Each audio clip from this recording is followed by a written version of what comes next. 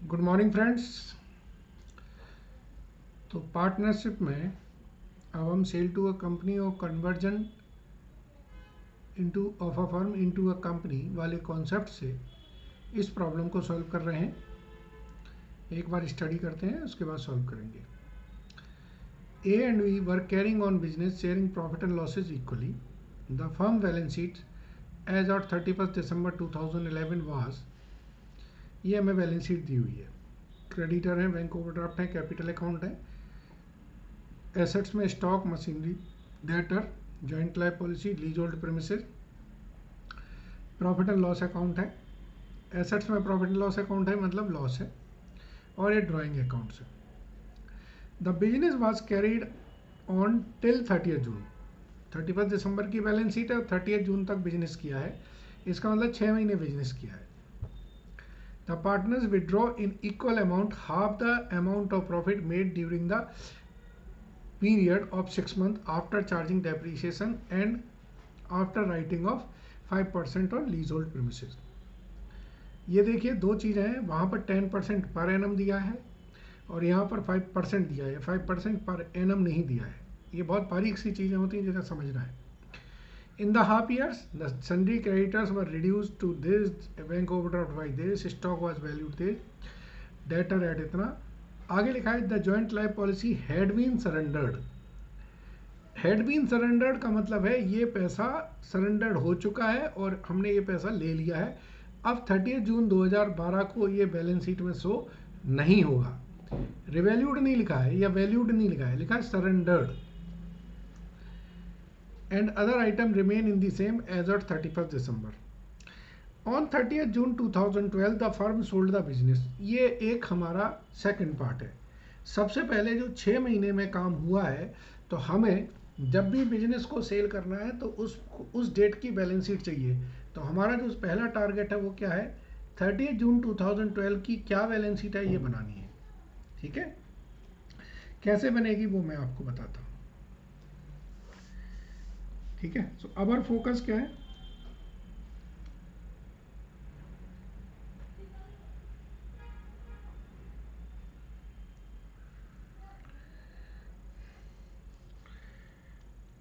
our focus to prepare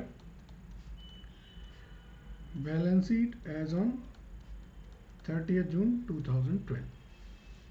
सबसे पहले हमारी ये बैलेंस शीट बननी चाहिए। जब ये बैलेंस शीट बन जाएगी फिर आप इसको सेल करेंगे।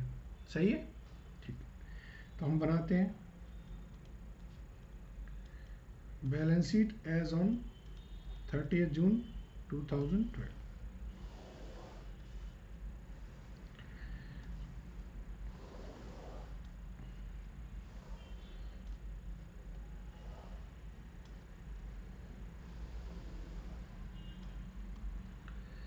ठीक है ना।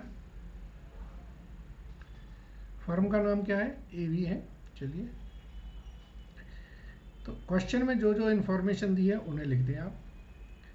क्वेश्चन में लिखा है कि सन्ड्री क्रेडिटर, अच्छा, मशीनरी पे 10% पर एनम है और लीज होल्ड प्रेमिसेस पे 5% है। तो जैसे मशीनरी है हमारी, मशीनरी कितने की है, मशीनरी है 1,50,000 की। इसमें से डेप्रीशिएशन माइनस करेंगे 10% फॉर 6 मंथ, ये अमाउंट होती है 7,500, 1,42,500। इसके बाद लीज होल्ड प्रेमिसेस है 34,000। इसमें से आप माइनस करेंगे 5%, तो ये 32,300। ठीक है ना। इसके बाद क्वेश्चन में दिया है कि क्रेडिटर रिड्यूस हो गए 10,000 से, यानी कि पहले 60,000 के थे, अब हो गए 50,000 के। तो क्रेडिटर हो गए हमारे 50,000 के। ठीक है, इसके बाद क्वेश्चन में क्या दिया, बैंक ओवरड्राफ्ट 15,000 से कम हो गया। ये लाइन देखिए, तीसरी लाइन में लिखा है बैंक ओवरड्राफ्ट बाई 15,000। इसका मतलब है बैंक ओवरड्राफ्ट अब 20,000 रुपये का बचा हुआ है। ठीक है, 30 जून, चौथी लाइन में लिखा है on 30 June stock was valued at 75,000। तो स्टॉक की वैल्यूएशन कितनी आ गई, स्टॉक आपका 75,000 हो गया, और डेटर जो हैं वो 60,000 के हो गए। ठीक है, जॉइंट लाइफ पॉलिसी सरेंडर्ड हो गई। इसका मतलब जॉइंट लाइफ पॉलिसी 30 जून को एग्जिस्ट नहीं करती है। ठीक है ना, यस। अब फ्रेंड्स मुझे चाहिए पार्टनर्स कैपिटल अकाउंट के बैलेंस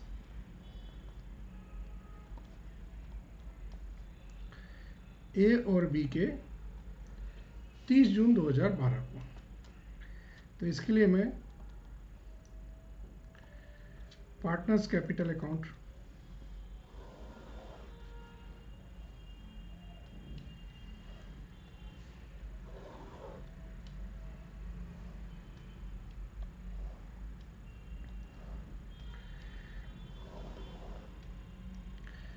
ये ए है और ये बी है। बाय बैलेंस ब्रॉट डाउन, देखें कितनी कैपिटल है, 1,40,000, 1,30,000। इसके बाद जो प्रॉफिट एंड लॉस है इक्वल रेशियो में बांट दें। क्वेश्चन में दिया इक्वल रेशियो बटेगा। इसके बाद जो ड्राइंग अकाउंट्स हैं, क्वेश्चन में बैलेंस शीट में दिए ना एसेट साइड में 10,000, 6,000।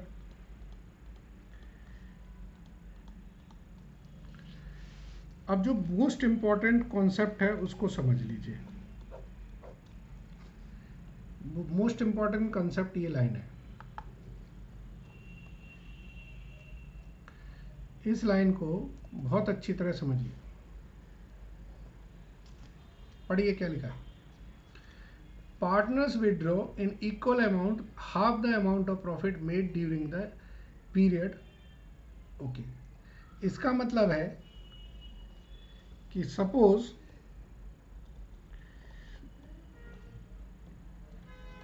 अगर प्रॉफिट अर्नड है 100x, तो ड्राइंग कितनी होगी 50x, इसका हाफ।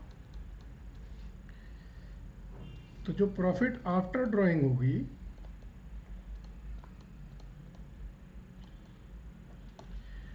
वो भी कितनी x होगी 50x। That is profit before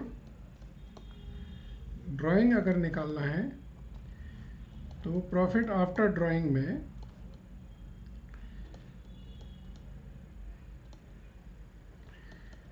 दो से मल्टीप्लाई कर देंगे तो निकल आएगा। ये कंसेप्ट बहुत इंपॉर्टेंट है, ध्यान नहीं देते। अब प्रॉफिट निकालेंगे कैसे फ्रेंड्स, आपको इनकम्प्लीट रिकॉर्ड पता है, इनकम्प्लीट रिकॉर्ड पता है, सिंगल एंट्री, यहाँ वो कंसेप्ट लगेगा। तो फ्रेंड्स एसेट्स कितनी है ज़रा देख लीजिए, टोटल एसेट्स और ये टोटल लाइबिलिटीज। तो टोटल एसेट्स हमारी आ रही हैं, इसमें और कोई लाइन आइटम तो बच नहीं रहा, stock, machinery, debtor, lease hold premises, yes. तो इसका टोटल करें तो 75, 135, 277, 500। इसको ऐसे करें तो ये हो जाएगा 175, 175। तो ये टोटल है 3,75,000। 3,09,800, 3,09,800। तो अब फॉर प्रॉफिट हम अप्लाई करेंगे सिंगल एंट्री।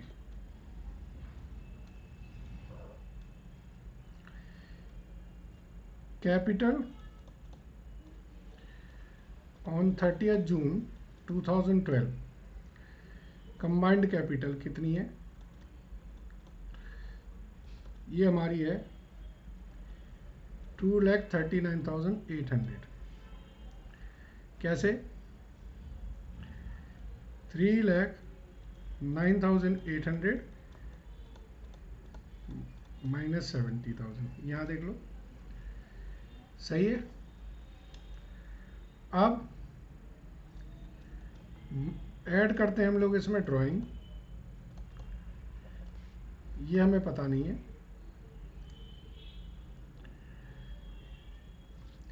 लेस करते हैं हम लोग ओपनिंग कैपिटल ऑन 30th दिसंबर 2011। अब देखिए ओपनिंग कैपिटल हमारे पास कितनी थी। लायबिलिटी साइड में 2,70,000 लिखे थे और एसेट साइड में 26,000 का लॉस था, 16,000 की ड्राइंग अकाउंट थे। तो 2,70,000 माइनस 26,000 माइनस 16,000, तो ये हो गया 2,28,000। तो फ्रेंड्स अब आप देखिए ये 11,800 क्या है? ये प्रॉफिट है। क्या इसमें ड्राइंग ऐड हुई है? नहीं हुई है, तो that is profit after drawing. तो प्रॉफिट बिफोर ड्राइंग क्या होगा?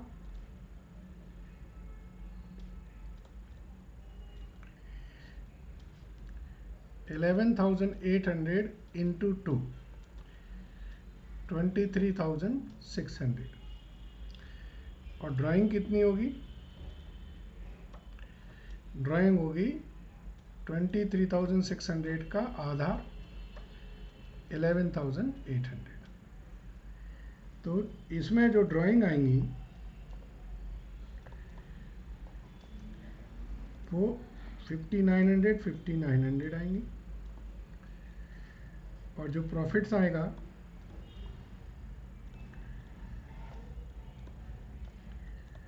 वो 11,800 आएगा।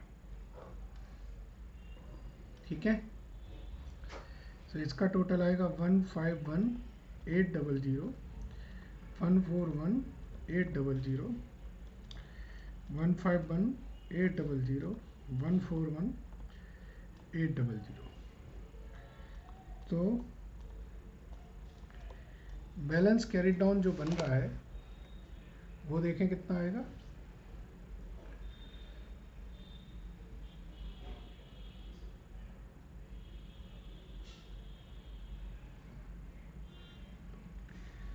One 122,900 and 116,900।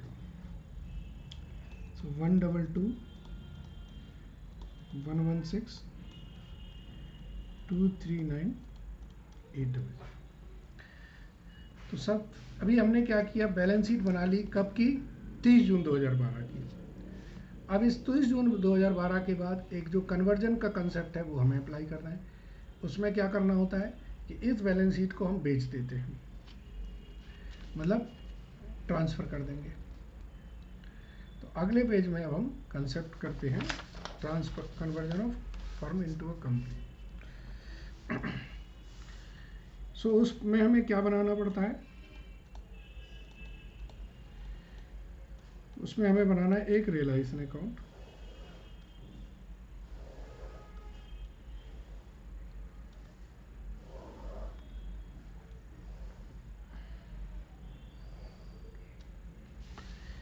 एक बनाना है इसमें हमें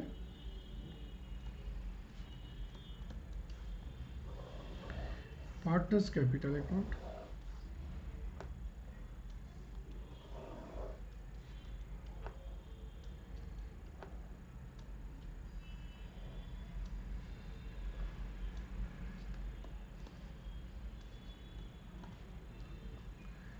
अब देखिए कौन सी कंपनी लेके जा रही है। इन्होंने बेच दिया है एक लिमिटेड कंपनी को, और कंपनी ने सारा पैसा जो है शेयर में दे दिया है, ठीक है ना।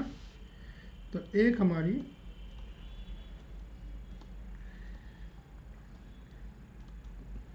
परचेजिंग कंपनी का अकाउंट बनेगा, या लिमिटेड कंपनी,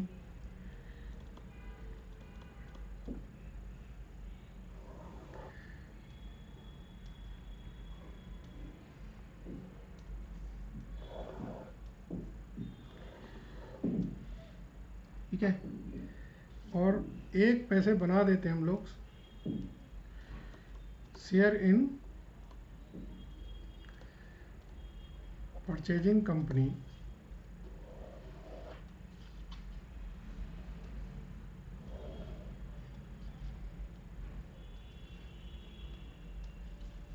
ठीक है फ्रेंड्स। तो अब शुरू करें। आपके पास बैलेंस शीट बनी हुई है 30 जून 2012 की। ये बैलेंस शीट आपको रियलाइजेशन में ट्रांसफ़र करनी है। तो machinery, lease hold promises, stock and debtor. Machinery,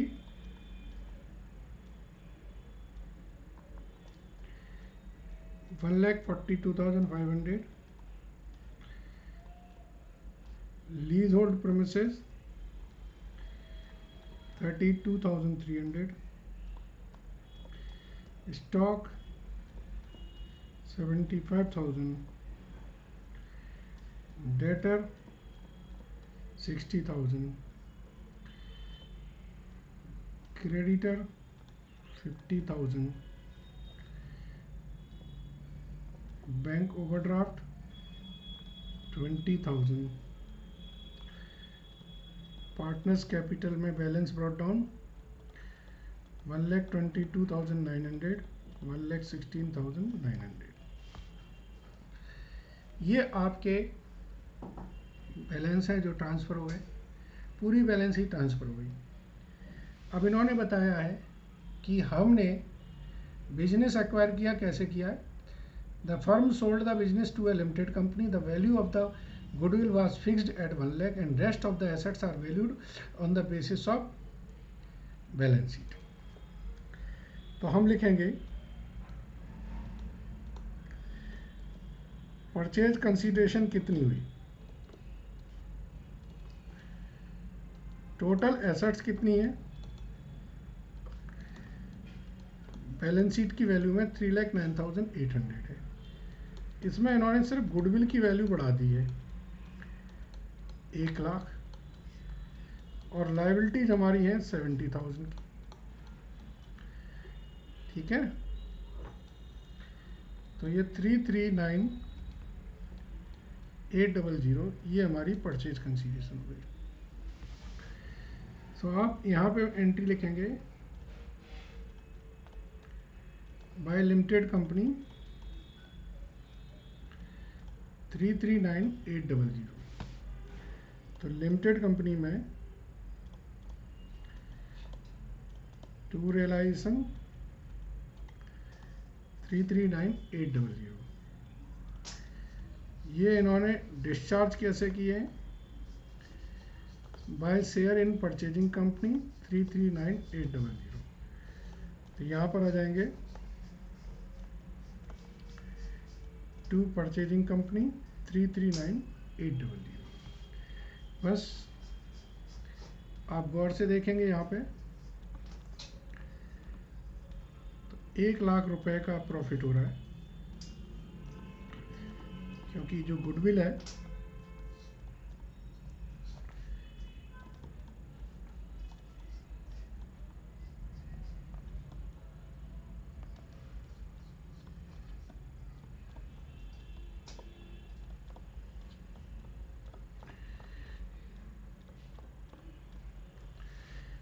बस।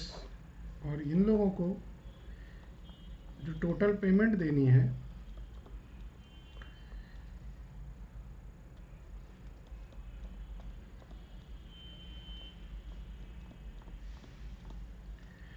वो पैसा आप शेयर दे देंगे कंपनी में। तो लिखेंगे शेयर इन परचेजिंग कंपनी जो आए थे, तो यहाँ पर लिखेंगे बाय ए बाय बीज कैपिटल अकाउंट 172900। ठीक है जी। और बस इसके बाद ये टोटल कर देंगे।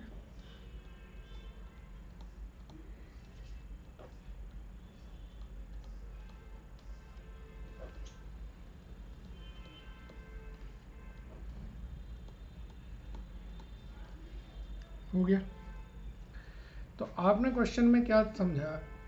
सबसे पहले हमें एक बैलेंस शीट बनानी होगी उस डेट तक की जब हमने बिजनेस को ट्रांसफ़र किया है, बस उसके बाद वो बिजनेस आप ट्रांसफ़र कर दीजिए।